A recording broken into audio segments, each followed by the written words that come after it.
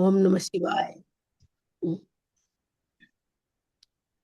திருவருளையும் குருவருளையும் வேண்டிக் கொண்டு இந்த நிகழ்வில் இணைந்திருக்கின்ற பெரியோர்களே, சைவ அபிமானிகளே, இன்று விரிவுரையாற்ற இருக்கின்ற சைவப்புலவர் சண்முகவடிவு திலமணி அம்மையார் அவர்களே, இணைந்திருக்கின்ற சைவப்புலவர்களே, தொழில்நுட்ப உதவிகளை வழங்கிக் கொண்டிருக்கின்ற திருமதி கமலா ரவீந்திரன் அம்மையார் அவர்களே, சைவப்புலவர் இளம் சைவப்புலவர் பரீட்சார்த்திகளே, உங்கள் அனைவருக்கும் என்னுடைய பணிவான வணக்கங்களை தெரிவித்துக் கொள்கின்றேன். முதலில் தேவார பாராயணம். சிற்றம்பலம் சுற்றுனை வேதியன் சோதிவானவன் பொற்றுனை தீர்ந்தட்டே பொருந்த கைதோள கற்றுனை பூட்டியோர் கடலில் பாவச்சினும் நற்றுணையாவது நமச்சிவாயவே.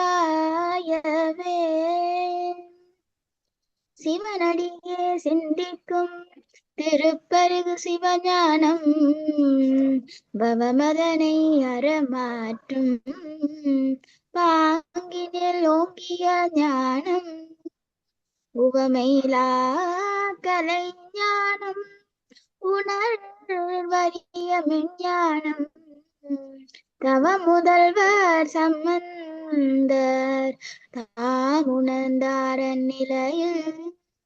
திருச்சிற்றம்பலம். நம பார்வதி பதையே. நம பார்வதி பதையே. ஹரஹர மகாதேவா. நம பார்வதி பதையே. ஹரஹர மகாதேவா. நாடுடைய சிவனே போற்றி.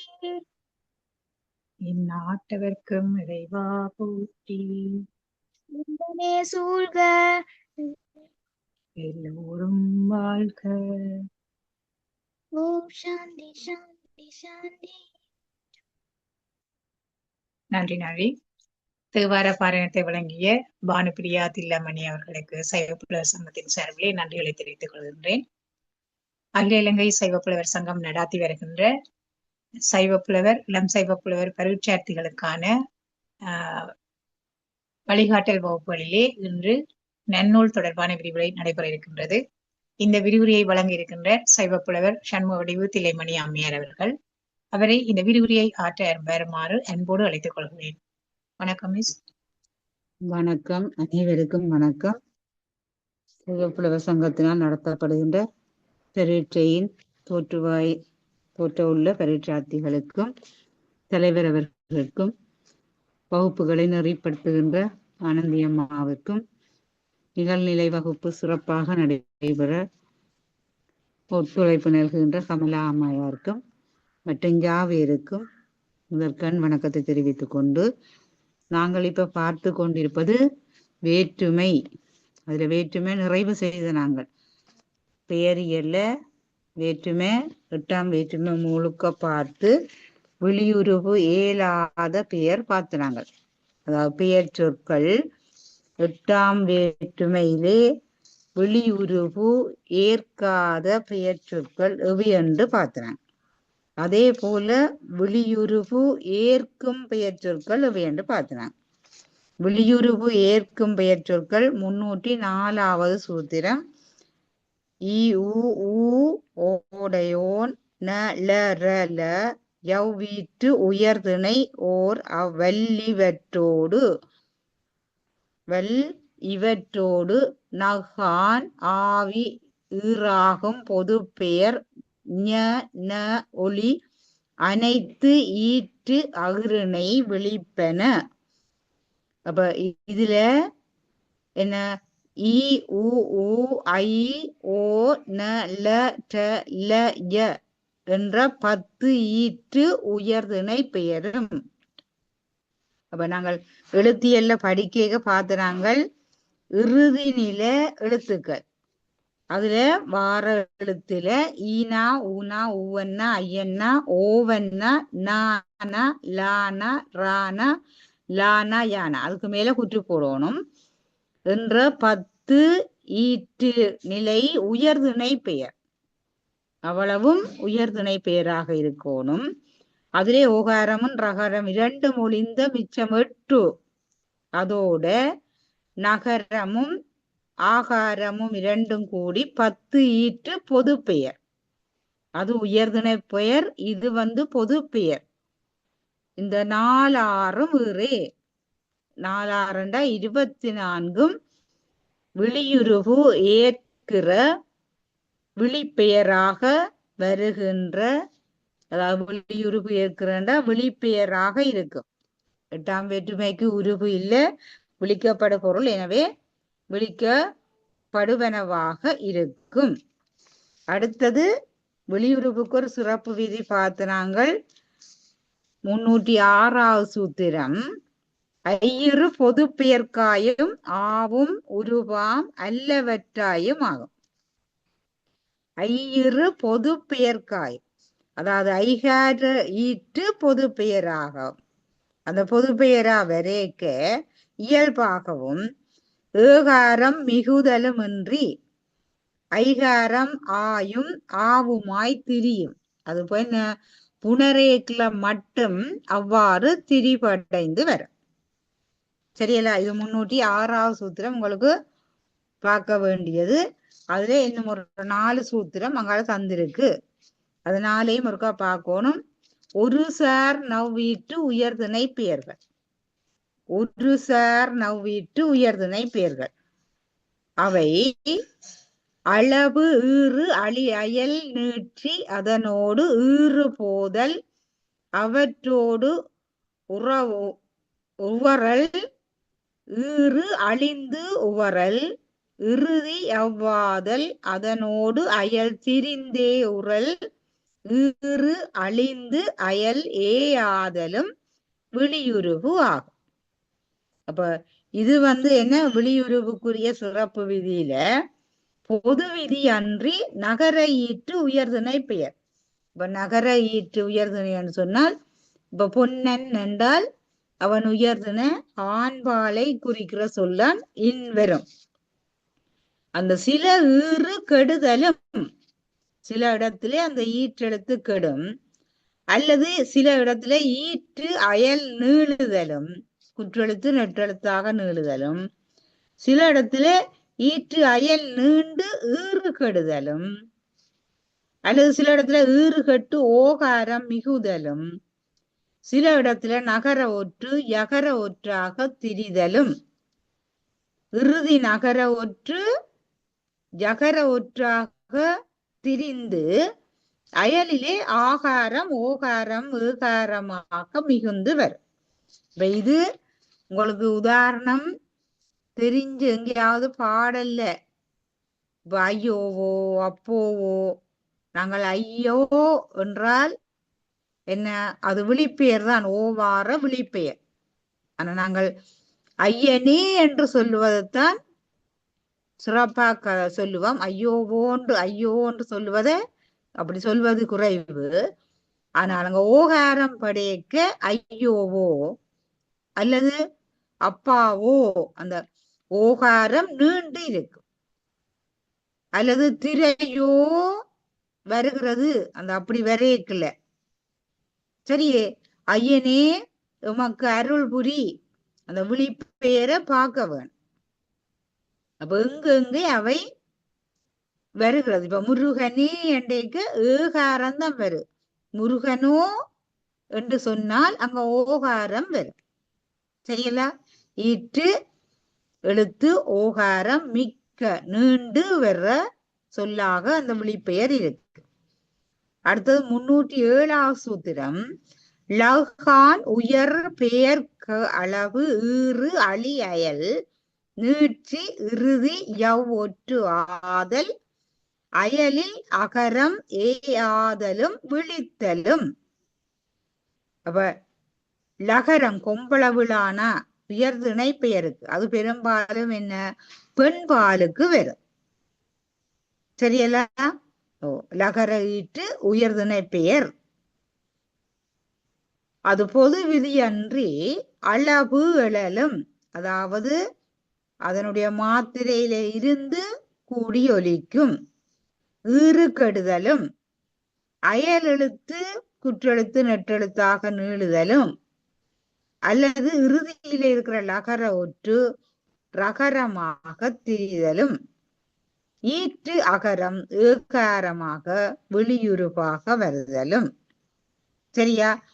இப்ப குளையாய் வாயிலாய், அந்த வாயிலாய் கண்ணகின்ற வரலாறுல அப்படி வரைக்கும் அந்த திரிவடைந்துதான் வாயிலாயோ என்று இருந்தது, திரிபடைந்து வாயிலாய். அவள் கேட்கிறாள் வாயிலாய் என்று கேட்கிறான். அது வெளிப்பெயராக வருது. சரியல்ல? அடுத்தது இப்படி கணக்க உதாரணத்தை நீங்க பார்த்து கொள்ளலாம். 309வது சூத்திரம். ரவ் ஈற்று உயர் பெயர்க்கு அளவு எழல் ஈற்று அயல் அகரம் ஈயாதல் ஆண்டை ஆ ஈயாதல் அதனோடு உரல் ஈற்றே மிக்கு அயல் யா கெட்டு அதன் அயல் நீளல் ஈற்றின் ஈருறல் இவையும் மீண்டு உருவே. இது உங்களுக்கு வெளியுருவு ஏற்காத பெயர்கள் வினாவில வந்திருக்கு. வெளியுருவு ஏற்காத பெயர்களும் இப்ப கடந்த கால வினாத்தாளுகளை பாத்தீங்கன்னா வந்திருக்கு. ஆனா இதுல ஒரு சிலர்தான் சூத்திரம் வந்ததுக்கு சான்று இருக்கு. உங்களுக்கு பேப்பர்கள்ல பாத்தீங்கன்னா அப்ப எல்லாமே வராது. இப்ப மகார் அல்லது சிறார் என்பது அல்லது தம்பி என்பது விழிப்பெயர், தம்பீரே அல்லது தோழி என்பது விழிப்பெயர், தோழீரே, தொழும்பரே. இந்த பாடல்களையும் பார்க்கலாம் அல்ல வாசனத்திலையும் நாங்கள் பார்க்கலாம். மற்றது தமர் தமரீர், அந்த ஈற்று என்ன ஈரேற்று வந்த சொல்லபடியால் தமரீர். தமர் என்பது தமரீர். தமர் என்பது விழியுருவு ஏற்ற பெயராதான் இருக்கும். அல்லது வேந்தன் வேந்தாண்டு விழிப்பம், அது வேந்தீரண்டு இருரு என்ன இர் சேர்ந்து கொள்ளும். அப்படி பல சொற்களை பார்த்து கொள்ளலாம். அடுத்தது லகார, பாம்புலான லகார ஈற்று உயிர் பெயர்க்கு அளவு அயல் நீற்றியும் யகார ஈற்றின் அளவுமாம் உருவே. லகார யகாரம் ரெண்டும் சொல்லியிருக்கு. முதல் வரியில லகார ஈற்று உயிர், யகார ஈற்று. இந்த உயர் திணை பெயர்க்கு அப்ப பொது விதியில லகார ஈற்று உயர் திணை பெயர்க்கு அளவு எழலும் ஈற்று அயல் நீளலும். யகார ஈற்று உயர் திணை பெயர்க்கு அளவு எழல் மட்டும்தான். இப்ப நம்பி என்பது நம்பியார் என்று வரும். நம்பி என்று விழியுருவு ஏற்று என்ற சொல் நம்பியார். அது மாதிரி தம்பி என்பது தம்பியார். இப்படி என்ன லகார ஈற்று பெயர்கள். அப்ப தம்பி என்பது லகார ஈற்று உயர்திணை என்று சொன்னால், இல்லைன்னா உயர்திணையில வரைக்குள்ள பெரும்பாலும் பாம்புலானா இல்லைன்னா உயர்திணைக்கு வருவது குறைவு. சரியே? அண்ணல் என்று சொல்லிக்க மட்டும்தான் அந்த. அப்ப இங்க அண்ணலீர் என்று வரும் அல்லது அண்ணலீரே என்று வரும். சரியல்ல? இப்ப தாழ்குழல், தாழ்குழலாள், தாழ்குழலீர் என்று அது அல்ல தாழ்குழலாய் என்று வருவதுதான் இந்த லகார ஈற்று சொற்களுக்குரிய உதாரணங்களை பார்த்திருப்பீங்கள். அப்படி அங்க பின்னால 4 சூத்திரம் போகுது. அதை விட வெளியுருவு ஏலா பெயர் இது வந்திருக்கு வினாக்கள்ல. நொவ்வொடு வினா சுட்டு உற்ற வை தான் தான் இன்னென விழியா. நொவ்வொடு வினா சுட்டு உற்ற நலரவை தான் தான் இன்னென விழிய. அது மேலே விழிக்கப்படுற சொற்கள்ல 3 முதல் வினாவும், அதாவது மொழிக்கு முதல்ல வருகிற 3 வினா எழுத்துக்களும் 3 சுற்றெழுத்துக்களும். இப்ப ஏ ஜா ஏ நட்டு மூன்றும் முதல்ல வரும். பட் சுட்டண்டா ஆ இ ஊ வரும். இவை நளர என்னும் முன்னீற்று உயர்திணை பெயர்களும். என்ன? நண்டா ஆண்பால், லண்டா பெண்பால், ரண்டா தளர்பாலுக்கு வரும். சரியா? வை தூ என்பது பெரும்பாலும் அகிரணைக்குத்தான் வரும். வையும் தூவும். என்ன? அவை அது அண்டைக்குல அங்க ஒன்றன் பாலும் பலவின் பாலும் பெற்று வரும். இவையெல்லாம் விழிக்கப்படா, அதாவது விழியுருவு ஏற்க மாட்டாதன. அப்ப விழியுருவு ஏலாத பெயர்கள். சரியோ? அதுல நுமர், மற்ற இவள், இவர், சரியா, யாவர், யாது, அப்படி கேட்டு பாருங்க. மற்றது அவர், அவரே என்று நாங்கள் விழிக்கிறது இல்லை. அது ஏகாரம் ஏற்றாலும் அது விழிப்பெயர் அல்ல. சரியல்ல? அதுபோல அது, அவை, இவையெல்லாம் என்ன? வெளியுருவு ஏலாத பெயர் சொற்கள். அப்ப என்னென்ன சொற்கள் என்று நாங்கள் எழுதி வச்சிருக்கோம். அடுத்தது இரண்டாம் வேற்றுமை உருவுக்கு ஒரு புறநடை தந்திருக்கு. இரண்டாம் வேற்றுமை உருவு. இரண்டாம் வேற்றுமை என்ன? ஐயுருவு படிச்சாங்க. முதலை ஐயுறின், முதல் ஐயுறின் சினியை கண்ணுறும், அது முதற்கு ஆயின் சினை கை ஆகும். சினை கை ஆகும். அதாவது முதலினை ஐயுருவு பொருந்தின், பெயர் சொல்லு வந்தோன்ன ஐயுருவு பொருந்தினால் சினையினை கண்ணுருவு பொருந்து. அதனுடைய சினை இப்ப என்ன? இப்ப ஒரு யானை என்ற ஒரு மிருகத்தை வையுங்க. யானை, யானையை ஐயுருவே கேட்க வரும். சரிங்களா? பேந்து என்ன? அதனுடைய சினை பெயரண்டா இப்ப என்ன? கண்ணண்டு பார்ப்போம். அப்ப கண்ணில் உள்ளிடம், கண்ணுரு பண்ட கண்ணில். அப்ப யானையின் கண், யானையின் கண்ணு வரும். அப்ப யானையை என்று வந்தது யானையின் கால், யானையின் கண் என்று என்ன? அல்லது விரலின் கண், யானையின் விரலின் கண் பிடித்தான். அந்த விரல் என்று நாங்க சொன்ன தந்தம் தான், அது விரலின் கண் பிடித்தான். இப்படி வரைக்கல முதல் ஐ உறின், அதாவது முதலை ஐயுறின் சினியை கண்ணுறும், அது முதற்கு ஆயின சினை கையாகும். அங்க வந்து இரண்டாம் வேற்றுமை யானையை என்றது ஐயுருவு போடும். அது சினைக்காகத்தான் வரும். சரியா? யானையின் கண் பெரிது என்று நாங்க சொல்றோமா இருந்தால் அது எப்போதும் ஆறாம் வேற்றுமை பொருள்லதான் அங்க வரும். கண்ணில் உள்ளிடம். சரியல்ல? அடுத்தது 316வது சூத்திரம். முதலிவை சினையிவை என வேறு உளவில.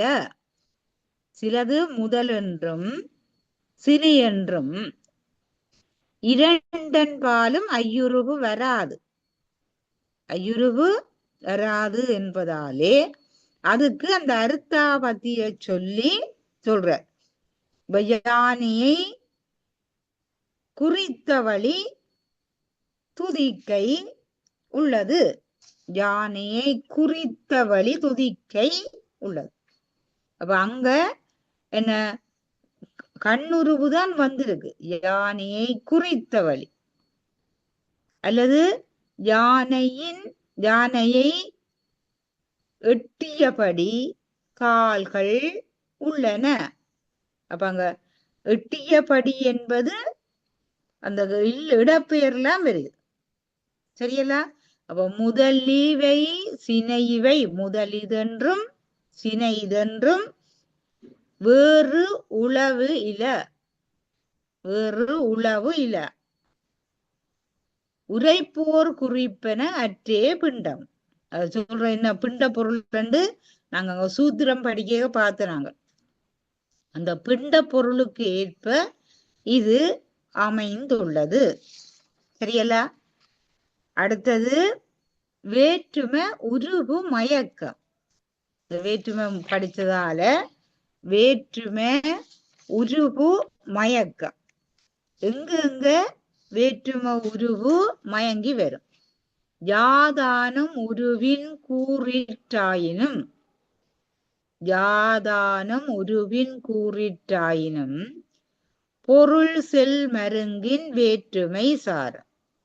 பொருள் செல் மருங்கின் வேற்றுமை சார். ஒரு வேற்றுமை பொருள் மற்றொரு வேற்றுமை உருவால் கூறப்பட்டதாயினும் அவ்வுருவு மயங்கி வந்தமை. சரியா? அதனால வேற்றுமை மயக்கம். இது பெரும்பாலும் செய்யுள்கள்ல தான் பார்ப்பீங்கள். அடுத்தது எல்லா வேற்றுமை உருவும் மயங்கி வராது. 4ஆம் வேற்றுமை, 3ஆம் வேற்றுமை, 6ஆம் வேற்றுமை பொருள்லதான் அந்த உருவு மயக்கம் பெரும்பாலும் வரும்.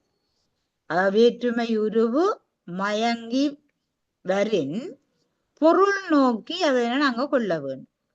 வேற்றுமை உருவு மயங்கி வந்தால் என்ன, நாங்கள் அது குறிக்கிற அந்த வாக்கியம் குறிக்கிற அல்லது அந்த செய்யுளுடைய அடி வந்து குறிக்கிற பொருளை வைத்து கொண்டு நாங்கள் அதனை கண்டுகொள்ள வேண்டும். கண்டுகொள்ள வேண்டாம், அதை திருத்தி கொள்ள வேண்டும்னு சொல்றேன். அப்ப ஒரு வேற்றுமை உருவு இன்னொரு உருவின் பொருளோட அல்லது உருவோட மயங்கி வருவதுதான் இந்த வேற்றுமை உருவு மயக்கத்துக்கு தந்திருக்கு. இப்ப இதுல ஒரு உதாரணம் போட்டிருக்கு, மதுரையை நீங்கினான். இது மதுரையை நீங்கினான்டா 2ஆம் வேற்றுமை உருவு ஐயன்றது என்ன நீங்கள் பொருள்ல வந்திருக்கு. அடுத்தது மதுரைக்கு வடக்கு சிதம்பரம் என்று உதாரணம். அது என்ன இல்ல பொருள், 4ஆம் வேற்றுமை இல்ல பொருள்ல வந்திருக்கு. சரியில்ல? ஆனால் இந்த செய்யுள்ள பாத்தீங்கன்னா 1 2 4 7 ஓடு இடம் எழுகும். 1 2 4 7 ஓடு இடம் எழும். அப்ப இங்கு என்ன ஒன்றையும் இரண்டையும் என்று நாங்கள் உம்முட பாராமல் ஒன்றினது அல்ல ஒன்றின் கண், 2ன் கண், 4ன் கண், 7ன் கண் என்று அந்த உருவு நிற்கிற இடத்தை பார்க்க வேணும். சரியல்ல? இது பெரும்பாலும் செய்யுள்ள மட்டும்தான் கூட வரும். வசனத்துல வாரது மிக குறைவா இருக்கும். இப்ப நீங்க வேற்றுமையை கண்டுபிடிக்கிற சுகம் வேற்றுமை மயக்கம். அது பொருளை ஏனண்டா வெளியில தெரியாது, பொருளை வச்சுதான் நாங்கள் கண்டுபிடிக்க வேணும். அடுத்தது செய்யுளிடத்து சில உருவுகள் தெரியுதல். செய்யுள்ள வந்து சில உருவு திரிவடைகிறத மாறி வரும். சரியல்ல? அதுக்கு சூத்திரம் தந்திருக்க 318வது ஐயான் குச்செய்யுட்கு அவ்வுமாகும் ஆகா அகிரிணை காணல் அல்லாதன. அகிரிணைக்கான் அல்லாதன. ஐ ஆன் கு ஏன் ஐ 2ஆம் வேற்றுமை, ஆலான் 3ஆம் வேற்றுமை, அதுல ஆண் 4ஆம் வேற்றுமை உருவு கு. இந்த 3 உருவும் செய்யுள்ள ஒரோ வழி அகரமாக திரிந்து வரும். செய்யுள்ள வரைக்க என்னவாம் ஐயன்னாவும் அகரமாக தெரியும், ஆணும் அகரமாக தெரியும், கூவும் அகரமாக தெரியும். சரியல்ல? அது அப்ப திரிவடைந்த செய்யுளிடத்திலே சில உருவுகள், அது மயக்கம் அல்ல, அதுக்கு பேர் என்ன? திரிவு. அடுத்த 319வது சூத்திரம், வேற்றுமைகட்கு முடிக்குஞ்சொல். எல்லா வேற்றுமைக்கும் முடிக்குஞ்சொல் வராது. சரியல்ல? எல்லை இன்னும் அதுவும் பெயர்களும். எல்லை என்ற ஒரு பொருள் படிச்சாங்க 4ஆம் வேற்றுமையில. நீங்கள் ஒப்பு எல்லை ஏது? சரியல்ல? எல்லை இன்னும் அதுவும் பெயர்களும் அல்ல வினைகளும் 4 7 இருமையும் 4 7 இருமையும் புல்லும் பெரும்பாலும் இன்மலார் புலவர். நீங்கள் ஒப்பு எல்லை என்று நாங்க படிச்ச சூத்திரத்துல 4 பொருள்களும் எல்லை பொருட்டாகிய 5ஆம் வேற்றுமை உருவையும் 6ஆம் வேற்றுமை உருவையும் கொண்டு முடியும். 2க்கும் இல்லை வாரபடியா முடியும். அங்க அதுக்கு வினிய கொண்டு முடிகிற தன்மை இருக்கு. ஆனா 7ஆம் வேற்றுமையில வரைக்க அது வினிய கொண்டு முடியாது. 7ஆம் வேற்றுமையா வரைக்க வினிய கொண்டு முடியாது. இப்ப உதாரணமா பார்த்தால், நல்லூரின் வடக்கு என்ன ஊரைத்தான் சொல்லுவோமே ஒழிய அங்க வினை சொல்லில முடியாது. சரியா? வாளால் வெட்டினான் ஆளுருவு கேட்க அங்க என்ன வினைச்சொல் வந்து முடியும். அடுத்தது இடப்பெயர் வரைக்க அவையின் கண் பெரியன், அங்க வினைச்சொல் வராது. அது மாதிரி மணியின் கண் ஒளி. சரியே? 7ஆம் வேற்றுமை உருவில வரைக்கல இப்படி எல்லாம் வினைச்சொல் வராத வேற்றுமை உருவுகள். இல்லை இன்னும் அதுவும் பெயர்களும் அல்ல வினைகளும் 4 7 இருமையும் புல்லும் பெரும்பாலும் என்மனார் புலவர். பெரும்பாலும் வினையை அன்றி வினையோடு பொருந்தும். சில நேரம் பெயர் கொண்டும் முடியும். இப்ப எல்லா சொல்லேக்க அது பெயராகத்தான் இருக்கு. சரியலோ? இப்ப பிணிக்கு மருந்து, மருந்து பெயர் சொல். இப்ப பிணிக்கு 4ஆம் வேற்றுமை உருவு பெயர் கொண்டு முடியுதாங்க, வினியை அது கொண்டு முடியவில்லை. அப்ப இதுகளையெல்லாம் நாங்க கண்டு கொண்டால் தச்சிரா இப்ப அந்த 10 வினாக்களுக்கு இப்படி ஒரு உதாரணத்தை தந்துட்டு உங்களை ஏதாவது கேட்டால் அப்ப எங்க நாங்கள் இது படிச்சுனாங்கன்னு ஞாபகம் இருக்க வேண்டும்.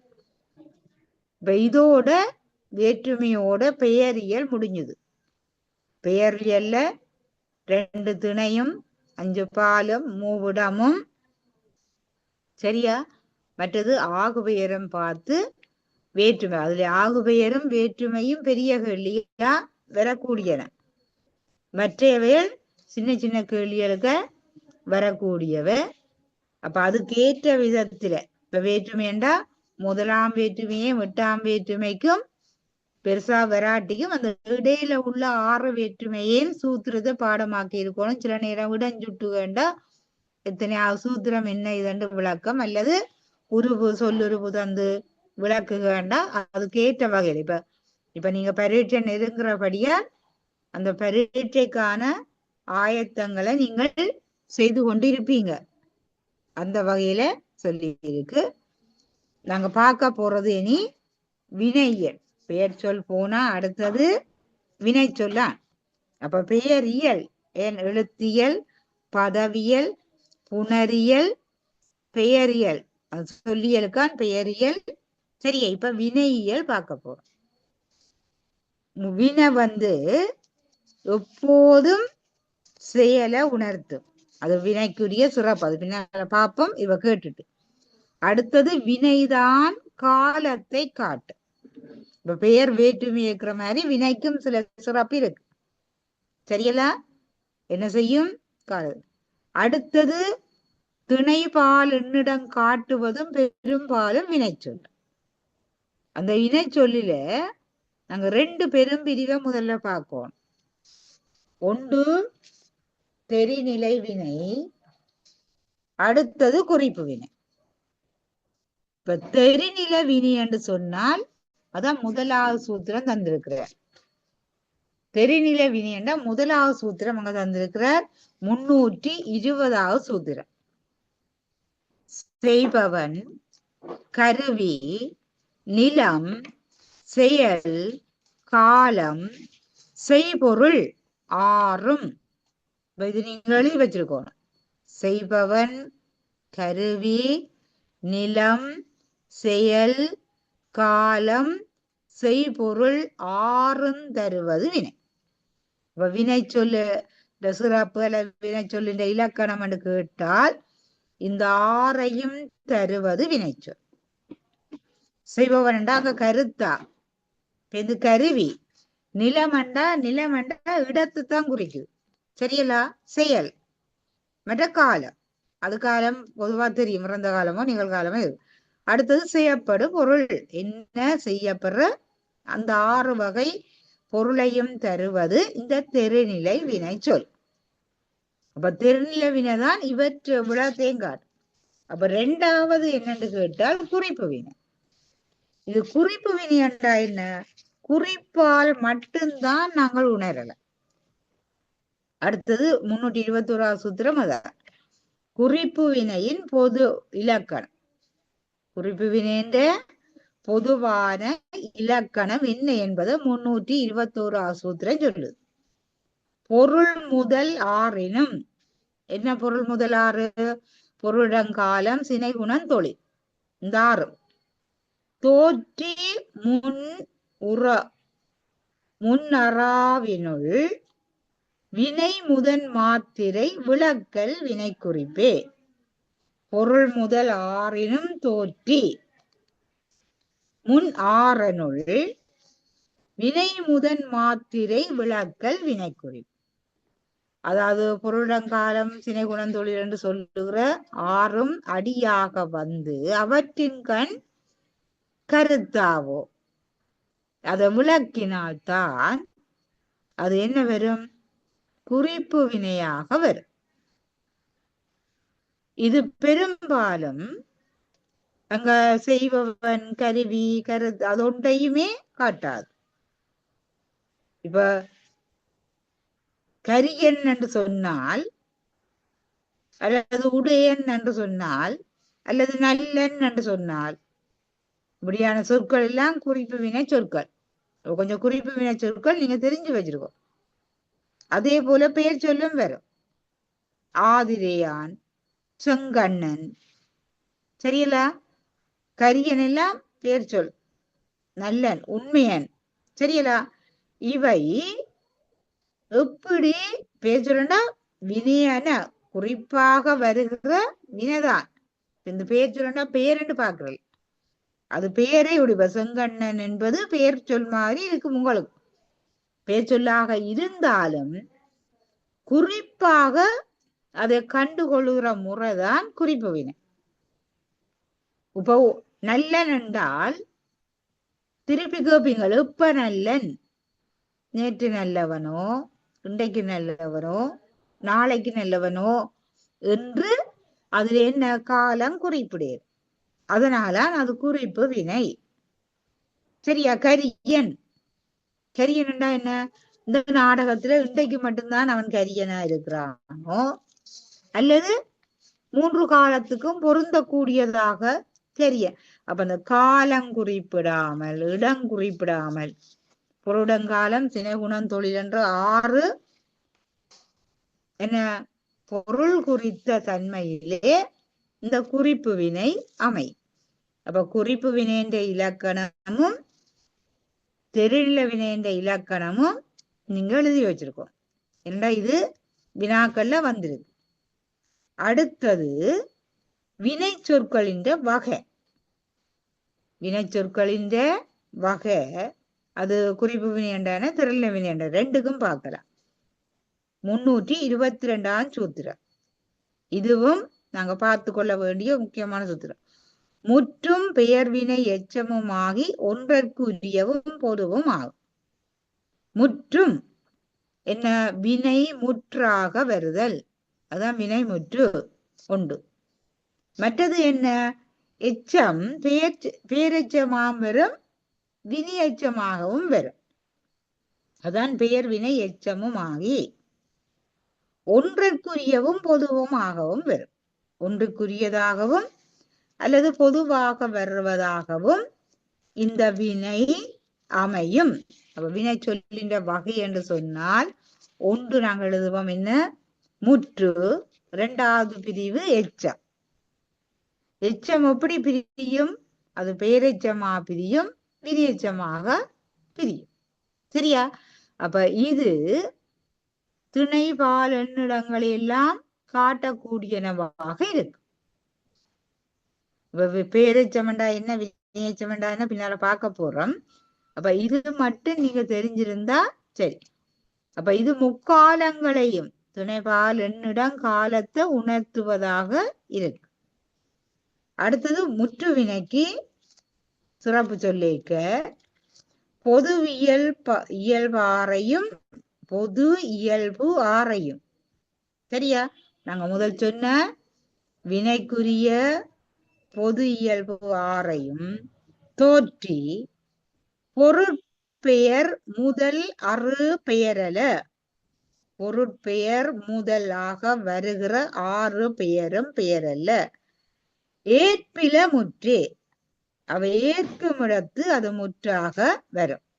இப்ப திருநிலை வினைமுற்றும் குறிப்பு வினைமுற்றும் பெயரெச்சமும் பெயரெச்ச குறிப்பு வினையெச்சமும் வினையெச்ச குறிப்பு வினையெச்சமும் குறிப்பு எச்சமும் ஆகிய அறுவகை வினைக்கும். அப்ப ஆறும் என்னன்னு தெரியும்? திரள வினைமுற்று, குறிப்பு வினைமுற்று, பெயரெச்சம், பெயரெச்ச குறிப்பு, வினையெச்ச வினை. சரியே? வினையெச்ச குறிப்பு. இந்த ஆறும் வினைக்கு பொது இலக்கணம். ஏன்? செய்பவன் என்ன முதல் நாங்க பார்த்த சூத்திரம், ஆறினையும் தோற்றுவித்து இந்த பொருள் முதலாகிய ஆறு வகை பெயருக்கும் பயனிலையாக அது அமையும். ஆறு வகை பெயருக்கும் பயனிலையாக இவை அமையும். அவன் செய்தான், அது அவன் என்றா பெயர் சொல், செய்தான் பயன் வரும். இப்ப செய்தான் அவன் என்றா அங்க பெயர் பயன்ல வரும். சரியதோ? இப்ப என்னது? குவிந்தது கை. இப்ப கை குவிந்ததுன்னு போடுவோம், குவிந்தது கை அங்க பெயர் பயனில வர்றதாக இருக்கு. சரியல்ல? அப்ப ஐம்பாலையும் வினை முதலத்தரும் பொருள் முதலான ஆறு பெயரன்றி வினை முதலியவற்றையும் பயனிலையாக ஏற்கும். சரியல்ல? இந்த சிறப்பு எதுக்கு இருக்கு? முற்று வினைக்கு இருக்கு. அடுத்தது தெரிநிலை வினைமுற்றின்ற வகை. அங்க குறிப்பும் திருநிலையும் சேர்ந்து வந்தபடியா இங்க அடுத்த சூத்திரம் தெரிநிலை வினைமுற்றின் வகை. ஒருவன் முதல் ஐந்தையும் படற்கை இடத்தும். ஒருவன் முதல் அதாண்டா ஒன்று என்று பாருங்க, அல்லது ஒருவன் ஒருத்தி ஒன்று. ஒருவன் ஒருத்தி பெண் பலர் வந்து ஒன்றென்று பலண்டும் வரும். அதாவது ஆண்பால் பெண்பால் பலர்பால் ஒன்றன்பால் பலவின்பால் என்று ஐம்பாலுக்கும் வரும். சரியோ? ஒருவன் முதல் ஐந்தையும் படற்கை இடத்தும், அதாவது இடப்பொருள்ல படற்கை தன்மை முன்னிலை படற்கை, இத படற்கையும் ஒருமை பெண்மை இரண்டு எண்ணிலே ஒருமையும் பெண்மையும் தன்மை முன்னிலை படற்கை. அங்க முன்னுக்கு படற்கை சொல்லிட்டு இங்கால தன்மையையும் முன்னிலையும் சொல்ற. இவ்வளவுத்துக்கும் இந்த திரளை முன்னேற்ற வகையில முக்காலத்தினும் முரண முறையே. இவை என்ன? இறந்த காலம், நிகழ்காலம், எதிர்காலம் என்ற மூன்று காலத்திலும் முரண முறையே மூவைந்து இரு மூன்றாய், மூவஞ்சு 15, இரு மூன்று 6, முற்று வினைப்பதம் ஒன்றே மூ ஒன்பானாம். 9 எத்தனை? 27. இந்த கணக்கு தெரியவன். சரியலா? திருப்பி அந்த சூத்திரத்தை பாருங்கோ.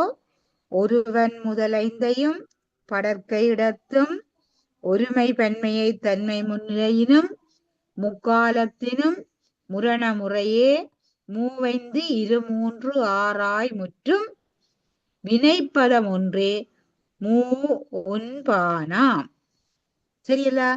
இப்ப நாங்க முதல் பார்த்தது ஒருவன் ஒருத்தி பலர் என்பது உயர்தனையும் ஒன்று பல என்பது அகிரணை என்று 5 பாலையும் வினைமுற்றுக்களை படற்கை கண்ணு முதல் படற்கை தான் சொல்ற பேர்ந்து ஒருமை பன்மை ஆகிய 2 இடத்திலும் சரியா தன்மையிலும் முன்னிலையிலும் முக்காலங்களானும் மாற முறையே படற்கை வினைமுற்று 15 தன்மை வினைமுற்று 6 இது பார்க்கணும். படற்க வினைமுற்று 15 தன்மை வினைமுற்று 6 முன்னில வினைமுற்று 6 முற்று வினை சொல் 27 ஆகும். இப்போ உங்களுக்கு அந்த கணக்கு விளங்கும். திருப்பியும் இருக்கா? அப்ப இது திரள வினைமுற்றின் வகைகள் என்று ஒரு கேள்வி வாருது.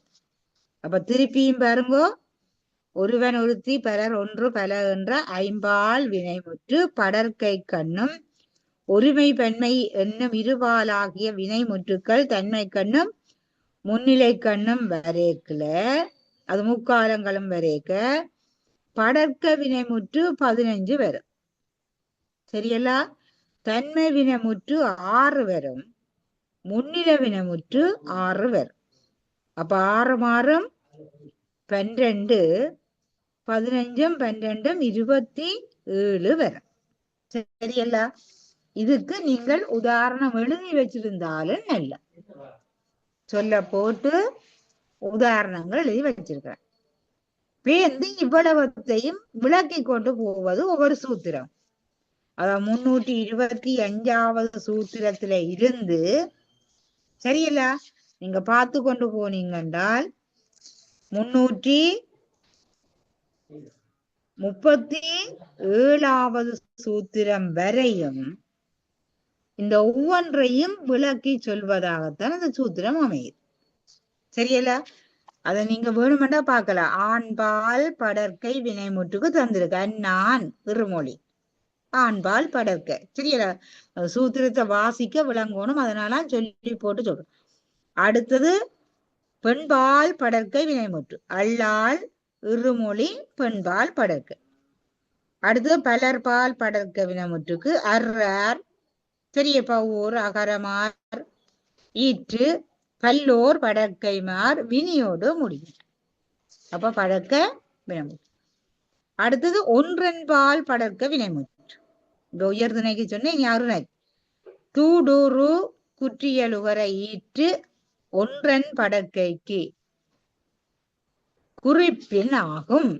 ஒன்றன் படற்கை என்ற குறிப்பு. அடுத்தது பலவின் படற்கைக்கு ஆ ஈற்ற பலவின் படற்கை ஆவே எதிர்மறை கண்ணதாகும்.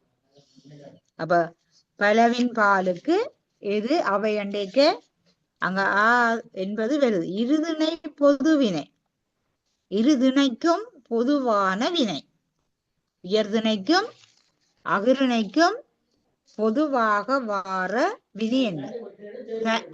தன்மை முன்னிலை வியங்கோள் வேறிலை உண்டீரெச்சம் இருதிணை பொதுவே.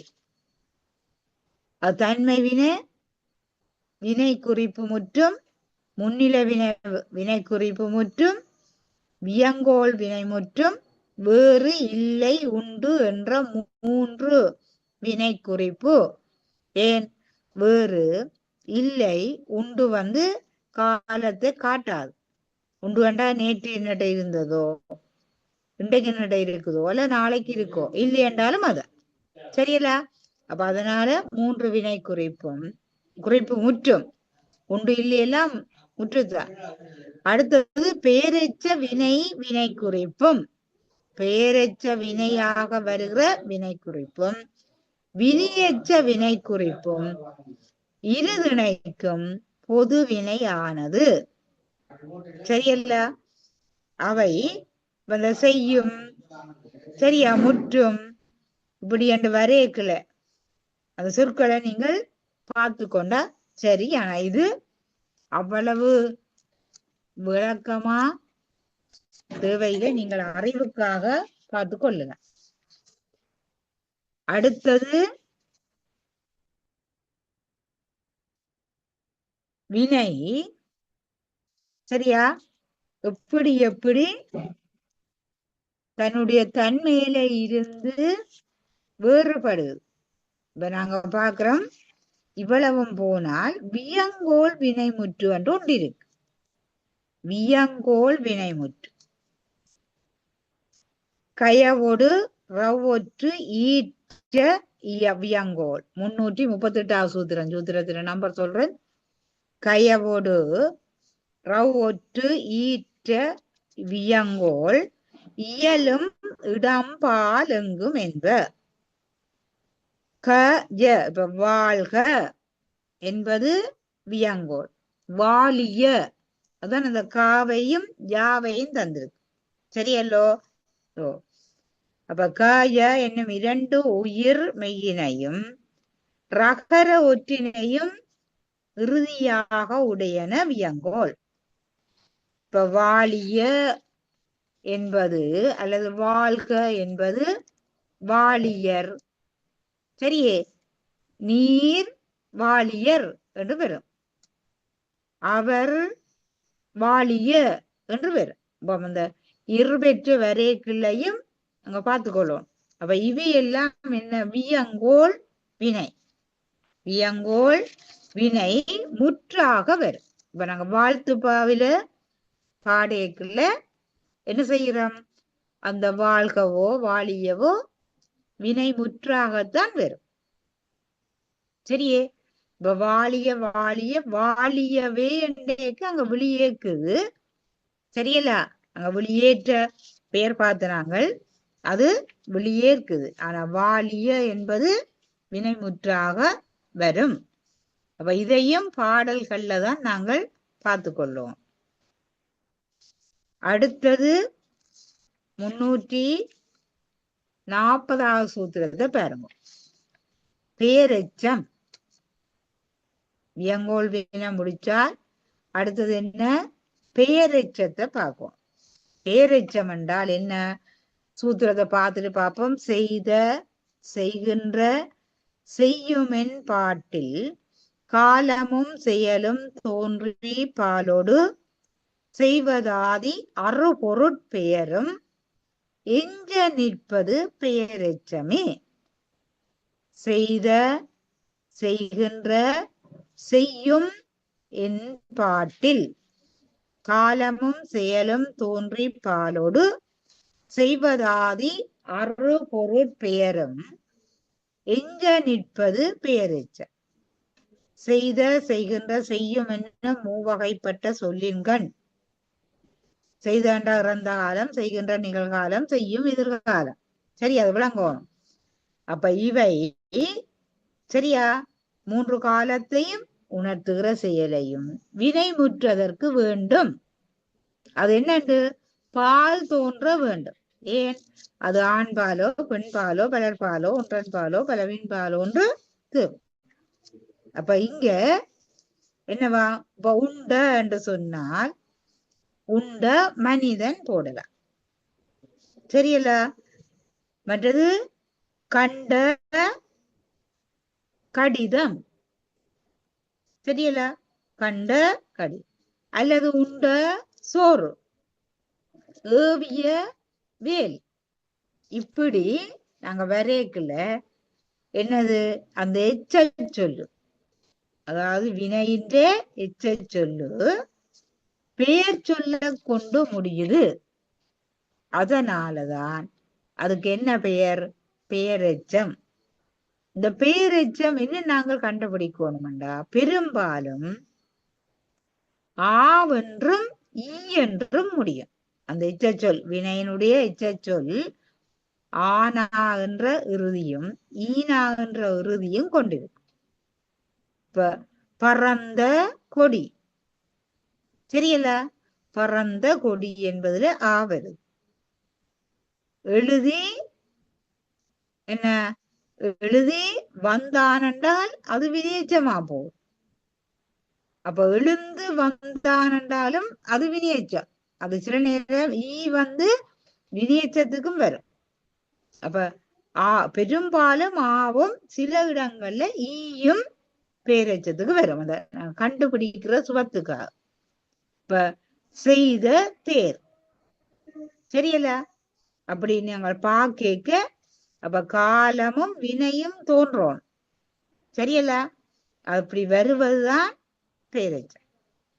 அப்ப அடுத்த சூத்திரமும் இதைத்தான் தெளிவுபடுத்து. செய்யும் என எச்ச ஈற்று உயிர்மை சேரலும் செய்யுளும் உந்தாகலும் முற்றேல் உயிரும் உயிர்மையும் ஏகலும் உளவே.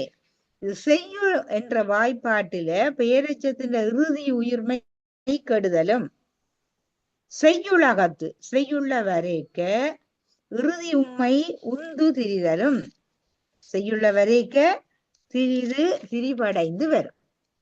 அதன் இறுதி உயிரேனும் உயிர்மெய்யேனும் கெட்டு வருதலும் இருக்கு சரியா. இது செய்யுள் வழிதான் நாங்கள் பார்க்கலாம். இந்த என்னது திருவாசகத்துல வருவர் என்ன தொழுவர் என்று வருகுது, அதுல அது பேரெச்சத்தை குறிக்கிறதாக வந்தது. இது நீங்க என்ன செய்யுள்கள்ல தான் பார்த்து படிக்கலாம். அடுத்தது வினையெச்சம். வினையில என்ன தொழிலும் காலமும் பார்க்கணும். வினையெச்சத்துல முதலாவதே சொல்றார் 342 சூத்திரம். தொழிலும் காலமும் தோன்றி, தொழிலும் காலமும் தோன்றி பால் வினை ஒழிய நிற்பது வினையெச்சமே. தொழிலும் காலமும் தோன்றி பால் வினை ஒழிய நிற்பது வினையெச்சம். அப்ப செய்து செய்யும் என்று நாங்க முதல் பார்த்த வாய்ப்பாட்டில அதுல வந்து தொழிலும் இறந்த காலம் நிகழ்காலம் எதிர்காலம் என்ற முக்காலமும் முறையே தோணும். அந்த வினை முற்று உற வேண்டும். வினை முற்று என்ன, அதாவது வினை எச்சத்துல வினை எச்சமா வினை சொல்லிக்கு அங்காலே ஒரு வினை முற்று வரும். இப்ப எழுதி கொடுத்தான், கண்டு கொண்டான், அங்கால ஒரு வினை முற்று வருது. அப்ப முற்றோட சேர்த்துத்தான் என்ன, அது வினை குறிப்பாகவும் இருக்கலாம், திரள்நிலையாகவும் இருக்கலாம், வினையெச்சம் இருக்கும் சரியல்ல. அப்ப எப்போதும் வினையெச்சம் ஊனாவில்தான் பெரும்பாலும் முடியும், சில இடங்கள்ல ஈயும் வரும். இந்த வினையெச்ச வாய்ப்பாட்டுக்கு ஒரு வாய்ப்பாடு தந்திருக்கு 343 சூத்திரம். செய்து செய்பு செய்யா செய்யு செய்தன செய்ய செய்யின் செய்ய செய்யர் வான் பான் பாக்கின வினை எச்சம் பிற 5 1 6 முக்காலமும் முறை தரும்.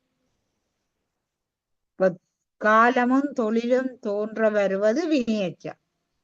அதுல செய்து என்பது என்ன, 9 வாய்ப்பட்டா 3 9க்கு வரும் சரியல்ல.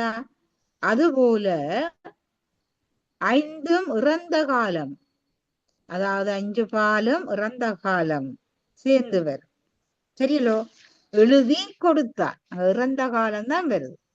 சாப்பிட்டு என்ன முடித்தான், அதுல சாப்பிட்டான் என்பதுதான் வினமுற்று, ஆனா சாப்பிட்டு முடித்தான் எழுதிக்க அப்படிதான் எழுதுவோம் சரியல்ல. அந்த வாய்ப்பாட்டு முறைப்படி வினையெச்சத்தை நாங்கள் கண்டுவோம். அடுத்தது வினையெச்சங்களுக்கு முடிவு என்னன்னு சிறப்பா ஒரு சூத்திரம் சொல்லி இருக்கிறார். முதலில் 4 ஈற்றின் 3 வினை முதல் கொள்ளும் பிறவும் மேற்கும் பிறவும் ஏற்கும் பிற. முதலில் 4 ஈற்றில் 3. எப்பொழுதும் முதலில வந்து சொல்லு வினையெச்ச சொல்லா வரைக்குல என்ன பெரும்பாலும் 4 எழுத்து 5 எழுத்துலதான் இருக்கு சரியல்ல. அடுத்தது இந்த செய்து செய்பு செய்யா செய்யு என்ற 4ஐயும் குறிக்கும். இங்க கண்டு கொண்டான். சரியலோ? படித்து முடித்தான். ஈற்றில் மூன்றும். அந்த ஈற்றில் மூன்றும் என்ன? ஆண்பாலா வரும். சரியல? மற்றது பெண்பாலாக வரும். பலர்பாலாக வருவது குறைவு. அங்க ஒன்றன் பாலாக வரும். அதையும் பார்த்து கொள்ள வேண்டும். சரியா? வினையற்ற முடிவு. வினை முதல் 4 ஈற்றின் 3 வினை முதல் கொள்ளும் பிறவும் ஏற்கும் பிற. இது செய்யுள்ளதான் கூட நாங்க பார்க்கலாம். தனிய வினையற்ற மண்டேக்கு நாங்க தனி வாக்கியத்துல பார்க்கலாம். உதாரணம் ஒன்று இதுல போட்டிருக்கு. உண்டால் உவக்கும் உண்டால் பசி தீரும். உண்டால் உவக்கும் உண்டால் பசி தீரும். சரியல? இப்படி நிறைய உதாரணங்கள் இந்த விருத்தி உரையில தந்திருக்கு. செய்யுள் அடிகள் தந்திருக்கு, பார்த்து கொள்ளுங்க. அடுத்தது இந்த வினையெச்சத்துக்கு ஒரு புறநடை போட்டுக்கிறது. 342வது சூத்திரம். சரியா? அதை விட்டுட்டு அடுத்ததுக்கு நாங்க போகலாம். செய்யும் என்னும் முற்று 348வது சூத்திரம். செய்யும் என்னும் முற்று. செய்யும் என்று சொல்லப்படுகிற முற்று, வினை முற்று. சரியா? பல்லோர் படற்கை முன்னிலை தன்மையில் 348வது சூத்திரம். பல்லோர் படற்கை முன்னிலை தன்மையில் சொல்லாதாகும் செய்யும் என் முற்றே. செய்யும் என் முற்றே. அப்ப செய்யும் என்னும் எச்சம் திணைபால் இடங்களுக்கு பொதுவாக வரும். அவ்வெச்சம் செய்யும் என்னும் முற்று அவ்வாறே பொதுவாக இருக்க. சரியா? 5 பாலுக்கும் ஏற்ற வகையிலே தன்மை முன்னிலை படற்கைக்கேற்ப அவை பெறும். சரியல்ல? இப்ப அவன் உண்ணும் என்று நாங்க அதுதான் உண்ணும் என்று சொல்லுவோம். சரியா? ஆனால் இங்கே அவன் உண்ணும், அவள் உண்ணும், அது உண்ணும், அவை உண்ணும் என்று உதாரணம் பார்க்க. இப்படி பல உதாரணத்தை பார்த்து கொள்ளலாம். இது வினை எச்சத்துக்கு வினைமுற்றுக்கு பார்த்து கொண்டிருக்கிறோம். அடுத்தது 351வது சூத்திரம். வினைமுற்றுக்கு ஒரு புறநடை. வினைமுற்றுக்கு ஒரு புறநடை. வினை எச்சத்துக்கு புறநடை இல்லை. சரியா? அப்ப பெருநில வினைமுற்றுத்தான் நாங்க முற்றாக நாங்க பார்க்க கூட வரும். வினை முற்றே வினை எச்சம் ஆகலும். வினை முற்றே 351வது சூத்திரம். வினை முற்றே வினை எச்சம் ஆகலும் குறிப்பு முற்று ஈரெச்சம் ஆகலும் உளவே. வினை முற்றே வினை எச்சமாகலும் குறிப்பு முற்று ஈரெச்சமாகலும் உளவே. என்ன சொல்றார்? வினை முற்றுத்தான் வினையச்சமாகி வருதலும் வினை குறிப்பு முற்றே வினையச்சமாகி வருதலும் பேரெச்சமாகி வருதலும் உண்டு. சரியல்ல? அப்ப அதற்கு ஏற்ற வகையில நாங்கள் சொற்களை பார்த்துக்கொள்ளலாம். இப்ப நாங்க முதல் பார்த்த உதாரணங்கள்லாம் அது செய்யுள்ள வரைகளையும் பார்த்து கொள்ளலாம். செய்யுள்ளையும் நிறைய இருக்கு. என்ன உண்டான் சாத்தன் என்று சொல்லிக்க அங்க பெயர் பேனில வருது. ஆனா சாத்தன் உண்டானண்டைக்க எழுவாய் சாத்தன் உண்டான் பயனில அது வினைமுற்று. என்ன உண்டானண்டா இறந்த காலம். அப்ப என்ன வினைமுற்று? காலத்தை வெளிப்படையா காட்டினா அது தெரிநிலை வினைமுற்று எழுதுவோம். சரியில்ல? அடுத்தது செய்யப்படு பொருளோடையும் வரலாம். என்ன சாத்தன் சோற்றை உண்டான், அது செய்யப்படும் பொருள் குறித்தும் வரலாம். அப்ப இப்படியான உதாரணங்களை பார்த்து கொள்ள வேணும். அப்ப இதோட வினையியல் முடியுது. பெயரியல் முடிஞ்சுது, வினையியல் முடிஞ்சு. அடுத்தது இந்த சொல்லியலுக்கு ஒரு பொதுவியல் ஒன்று போடுற. அங்க தொல்காப்பியத்துல பார்த்தால் எச்சவியல் என்று போடுற. மிச்சம் எல்லாத்தையும் சேர்த்து எச்சவியல் என்று போடுறார். இங்க பொது இயல் என்று போடுற. இந்த பொது இயல்ல நாங்கள் பார்க்கிறது என்னன்னா, பேருக்கும் வினைக்கும் பொதுவாக வார சில குறிப்புகள். இப்ப பொதுவாக வாரண்டா அங்க பதம் படிச்ச நீங்கள் தொகையும் தொடரும். அந்த தொகை தொடர் எல்லாம் இதுக்கெல்லாம் வருது. சரியா? அப்ப இத நாங்க அடுத்த வகுப்புல பார்த்து கொள்ளலாம். அப்ப பொதுவியல் என்று போடுறது பெயருக்கையும் பெயரியலுக்க சொல்லப்படாத அல்லது வினையியலுக்க சொல்லப்படாதும் பெயருக்கும் வினைக்கும் பொதுவாக வாரதும் அங்க சொல்லப்படாததுல இருந்து பொதுவாக வாரது. இப்ப இதுல நீங்க பாக்குறதுல கூட இந்த தொகைநிலை தொடர்நிலை பார்ப்பீங்கள். சரியல்ல? அடுத்தது இந்த வலு பார்ப்பீங்க. என்னோட வலு வினாக்களுக்கு உங்களுக்கு வந்திருக்கு. இப்ப உயர்திணைய இப்ப குழந்தை வந்தது என்று எழுதுறோம். அப்ப குழந்தை உயர்திணை, ஆனா நாங்க முடிக்கும் சொல்லு வினமுற்று வந்தது என்று வந்துருக்கு. அப்படி வலு என்றது திணைவலு, பால்வலு, எண்வலு, இடவலு என்று இருக்கு. அதுதான் இந்த பொதுவியல்ல கூட உங்களுக்கு சரியே வர்ற பகுதி இந்த பொதுவியலுக்குள்ளதான் இருக்கு. சரியா? அடுத்தது இந்த அடுக்கு தொடர், அடுக்கடுக்கு தொடர். சரியே? இதெல்லாம் எங்களுக்கு இதுக்குள்ளதான் வரப்போகுது. அப்ப அதையும் பார்த்து முடிச்சால் அங்கால இடையியலும் உரியியலும் இருக்கு. அப்ப இடையியலுக்கு தான் அந்த ஏகார ஈற்று, ஓகார ஈற்று அதுல பிரிவுகள் எல்லாம் பார்க்க வேணும். பெருட்டிய நோக்கிய நோக்கில பார்த்தால் அவ்வளவு நாங்க பேர்ந்து உரியியல்ல அந்த உரி சொல் என்ன ஒரு பொருள் குறித்தன பல பொருள் குறித்தன பார்த்ததோட என்னது ஓரறிவு, ஈரறிவு, மூவறிவு, நாலறிவு, ஐந்தறிவு அதெல்லாம் அந்த அவ்வளவு அறிவுள்ள உயிரினங்க. அதான் உயிரியல்ல வருது. சரியலே? அதான் உயிரியல்ல உயிர்களின் இன வேறுபாடு. ஓரறிவு உயிரினம் என்ன? சரியல்ல? நாங்கள் உயிரியல்ல படிக்கிற மாதிரி இங்கேயும் தொல்காப்பியம்தான் முதல் சொன்னது. ஓரறிவு உயிரினம் என்னென்ன, ஈரறிவு உயிரினம் என்னென்ன, மூவறிவு உயிரினம் என்னென்ன, நாலறிவு என்ன, அஞ்சறிவு என்ன. சரியா? இது நாங்கள் உரி சொல்லுக்குள்ளதான் பார்க்க போறோம். அப்ப இதோட எங்களோட என்னது நன்னூலின் சூத்திரம் இயல்கள் முடிவடையும். அப்ப நாளைக்கு கண்டு அடுத்த வகுப்புல பொதுவியல் தொடங்குவோம். நன்றி மிஸ். நன்றி ஆனந்தி. ஆனந்தி மிஸ். நன்றி நன்றி. இதுவரை நேரமும் நன்னூல் தொடர்பான விரிவுரையை வழங்கிய சைவப்புலவர் சண்முகவடிவு திலமணி அம்மையார் அவர்களுக்கு சைவப்புலவர் சங்கத்தின் சார்பிலும் பயன்பெற்ற உங்கள் அனைவரின் சார்பிலும் நன்றிகளை தெரிவித்துக் கொள்கின்றேன். நன்றி நன்றி. நாளைக்கு